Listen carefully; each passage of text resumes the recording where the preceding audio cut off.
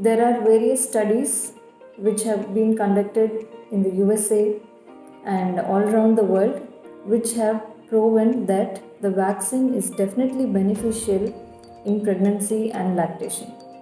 So, how does it benefit a pregnant mother?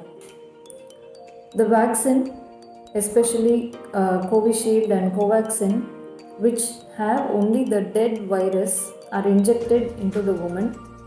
These produce antibodies against the infection, and these antibodies are meant to get transported through the placenta and the umbilical cord to the fetus.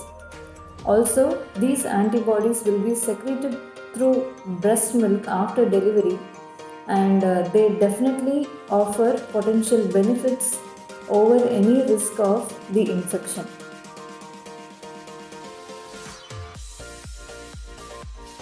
The Ministry of Health and Family Welfare has still not passed an official statement recommending this vaccine in pregnancy and lactation.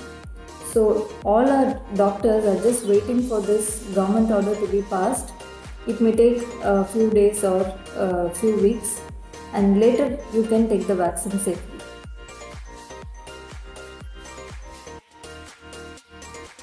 The answer is no.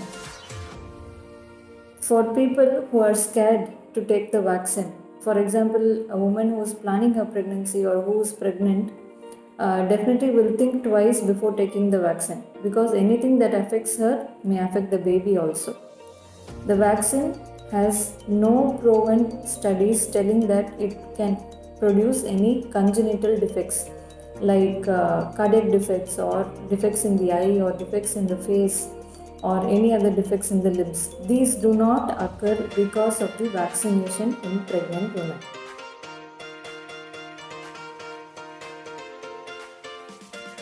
COVID infection, as per se, is 10 times more prone to produce clots in the body.